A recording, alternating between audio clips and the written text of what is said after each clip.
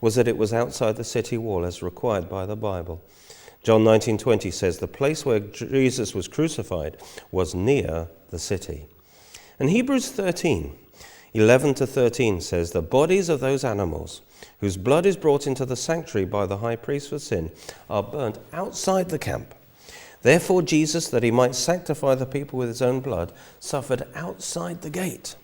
Therefore let's go out to him, outside the camp, bearing his reproach. Notice that this says Jesus was crucified outside the gate, implying he died just outside the major city gate, even the most important gate, which was the Damascus gate. This perfectly fits the location of Skull Hill, located a short distance outside this ancient major gate.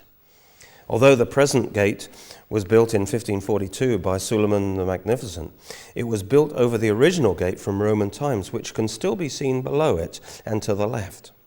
Originally, it consisted of a large central gate with two small gates either side, what can be seen today as one of the two smaller gates.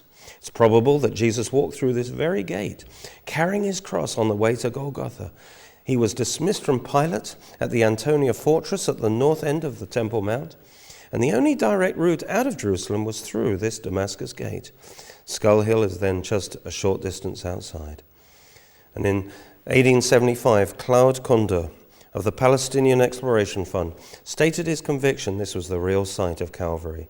He was particularly impressed by the fact there was an ancient Jewish tradition that identified the ground below Skull Hill as the place of stoning, known from the Mishnah.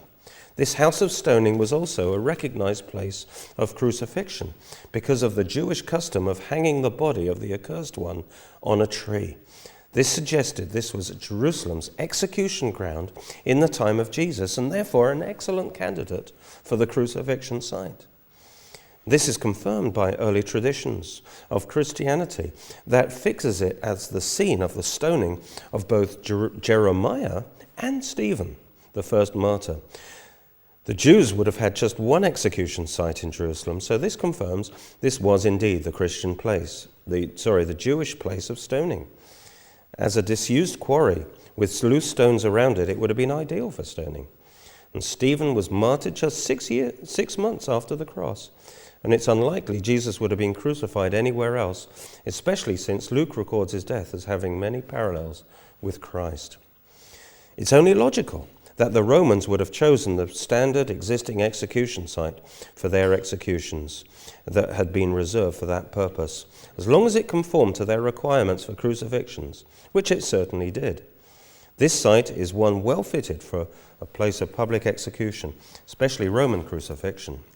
You see, the Romans used this most cruel method of execution as a deterrent.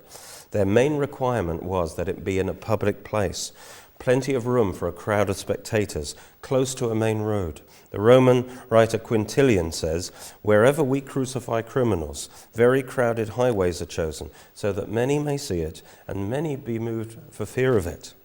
And the Gospels say that this is true for Jesus. In Mark 15:20 it says, "They led him out of the city to crucify him. They compelled a certain man, Simon, as he was coming out the country and passing by on the road to bear his cross. And all those who passed by blasphemed him, wagging their heads." Luke 23:35 talked about the people looking on and the rulers with them, sneering at him. In other words, it was in a public place by the road. The Bible doesn't say he was crucified on a hill, but at a place by the wayside. Once you realize that Jesus wasn't crucified at the top of the hill, the Skull Hill marked B, but down at the foot of the hill in front of it, in the large open area marked C, where there was plenty of room for a crowd of spectators, as well as being visible from the city walls.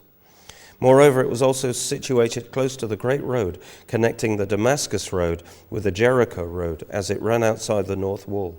An ideal place for public execution because of all the passers-by who were mocking Christ as he hung on the cross. This was the most natural theatre for executions that can be found in Jerusalem. And this place is part of Mount Moriah. But it may not be immediately obvious because the whole area of the mount between the northern wall and Skull Hill had been removed to supply the stone to build Jerusalem and the temple.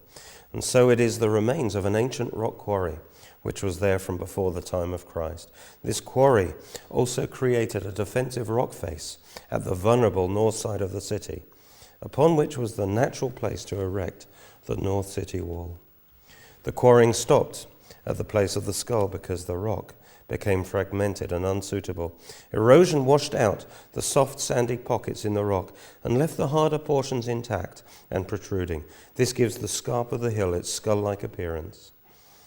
The small hill now known as Gordon's Calvary, or Skull Hill, is the northernmost and highest part of the mount called Moriah in the Bible. It's where Abraham offered up Isaac, and then after it was quarried out, it became an open space just outside the main gate of the city walls, next to a major highway, ideal for Jewish and Roman executions. At Passover, Jerusalem and all the area round about was packed with hundreds of thousands of pilgrims, camping out. Only this place on the north side was open ground, usable for executions, because it was reserved for the Samaritans who never came. And therefore Jesus must have been crucified here, in fulfillment of Abraham's prophecy, and buried in a garden tomb nearby, also on Mount Moriah, from which he was raised after 3 days.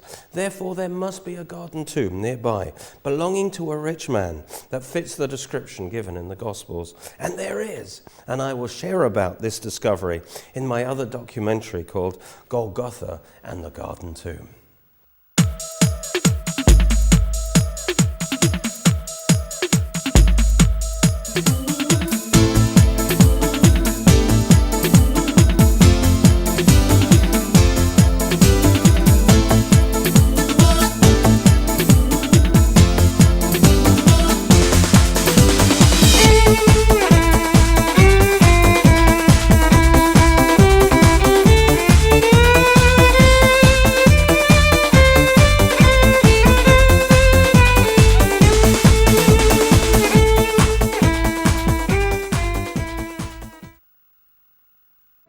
Those who come to me will never be hungry. Those who believe in me will never be thirsty. Now I told you that you have seen me, but will not believe. Everyone whom my Father gives me will come to me.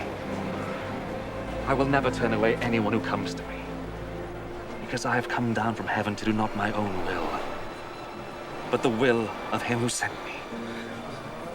And it is the will of him who sent me that I should not lose any of all those he has given me, but that I should raise them all to life on the last day. For what my Father wants is that all who see the Son and believe in him should have eternal life. And I will raise them to life on the last day.